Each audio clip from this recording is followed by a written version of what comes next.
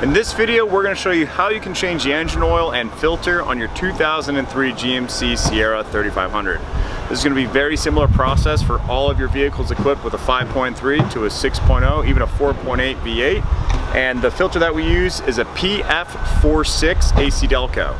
I say it's really important that you use this filter because if you don't, you're not going to be able to get the filter on properly, and taking it off is going to be really hard.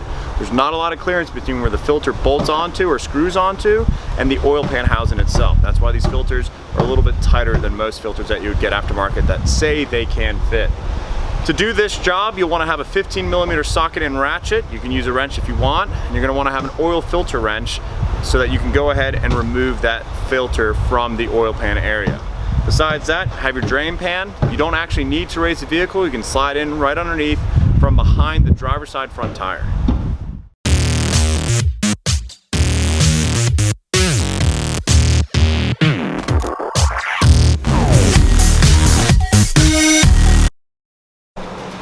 One thing that I always like to check when I'm doing an oil change before I drain the oil is how much oil was on it. And how you want to read the dipstick is you want to go ahead, wipe the dipstick clean, put the dipstick back in,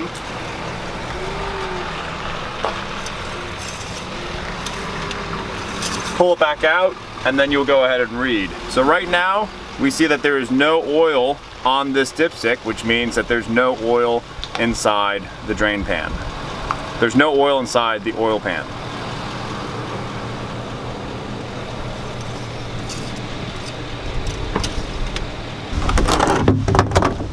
Alright, so we're underneath the vehicle on the driver's side, just behind the driver's side tire, and we are going to crack loose the oil drain pan plug. And what you'll notice here is that there's this big crossover tube that takes the driver's side exhaust manifold over to the passenger, and they meet at the collector. That's going to get a little bit of oil on it. Don't be afraid of that. So it's lefty-loosey, righty-tighty.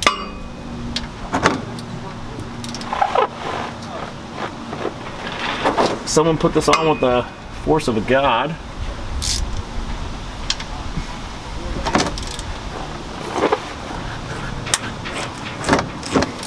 Yeah, so that's a over-tightened drain plug right there.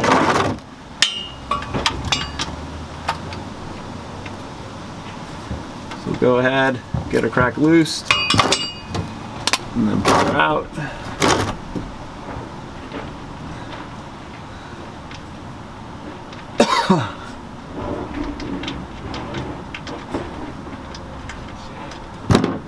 Alrighty, we'll just let that drain out. Now while the oil drain pan plug is out, we're going to go ahead and remove the oil filter. To do that, we'll just grab our wrench. We'll come in here, and it's a very tight angle between the K-member and the oil pan. There's not a lot to grip, so you're going to be making really little turns. You will really hate your life if somebody over tightens one of these oil filters, and it's really best to use an AC Delco because it's just a small enough filter for you to get your tool in here and to back it out. So once you get your oil filter cranked out just a little bit, you'll very easily be able to grab it by your hands and spin it all the way out.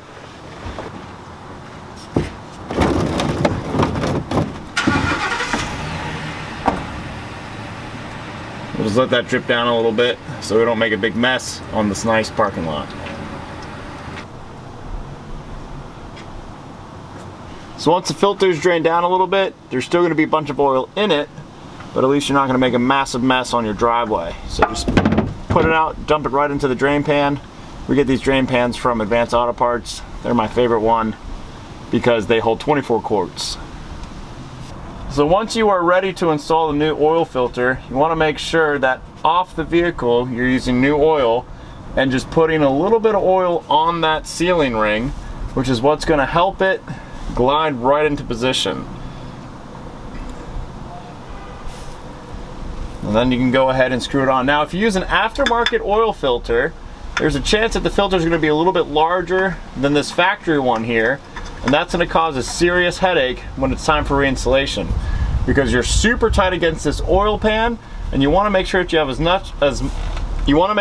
much room as possible to get your fingers on the entire oil filter so that you can put it in there nice and tight. I know a lot of people will put on a K&N filter or a big filter and they won't be able to snug it up all the way. Plug back in. Now I always put my drain plug back in all the way that I can by hand, and then I snug it up. And I only go between, I would say, 12 and 15 foot-pounds of torque. Now this one has its own little rubber O-ring built into the drain plug. If you have a copper crush gasket, you can replace it at this time, but that's not this style drain plug that we're working with. So I'm just gonna go ahead, put my 15mm wrench on there, my socket with my 3/8 ratchet. I'm just gonna snug it up. It's a 10 or 15 foot-pounds. A lot of people will over torque these things because they're afraid that they're gonna back out, but you gotta remember, you've basically got an aluminum pan and a steel bolt, and you do not wanna have that strip out. So once everything's done, just go ahead and clean up some of that excess oil that gets trapped on that K member here, this little cross member. And once you have that done, you're able to rock and roll. Clean the exhaust off too. That'll burn off, no worries. Now we'll go fill it back up. Now this engine is a 6-liter LQ9 motor that came out in this 2003 GMC Sierra. But we have a low oil pressure warning light going on. We know that the oil pressure sensor is correct and that there's no filter screen block going on. What is happening is that this engine is old and it's in a dump truck, so it's been pretty injured over the years and it's time for replacement. But thanks to COVID, we can't get a replacement motor for about 6 weeks from Jasper. So what we're gonna do, just to get this company rolling, is we're gonna go ahead and put in 2050, which is going to be a way thicker oil than recommended, but it's going to allow the motor to continue to build pressure as this thing is old and tired, and the tolerances between the crank and the cam bearings is so great that now we have much lower oil pressure than we did when this thing first came out. So we'll go ahead and just fill this baby up with 6 quarts of oil, and we'll check the oil level after that. So I'm just going to move the dipstick here just a little bit so you can kind of see the shine. But we're just above this full line right here. Now, rule of thumb is that the point between here and the point between here is supposed to represent 1 quart of motor oil.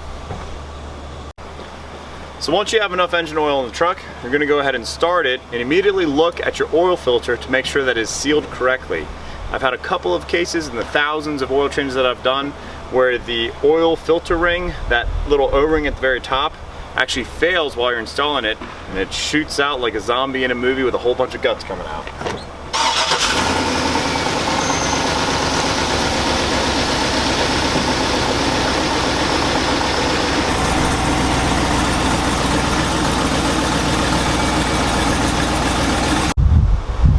So I know that we put 10W40 in this truck, but we're trying to build oil pressure because this engine is on its last leg. And we're 6 weeks out from being able to get a new motor from Jasper due to all the fun things of COVID. I'm Blair with RevitAuto. If you like this video, please smash that subscribe button. Every single view helps. And if you have any questions or videos that you want to see, be sure to drop a comment below.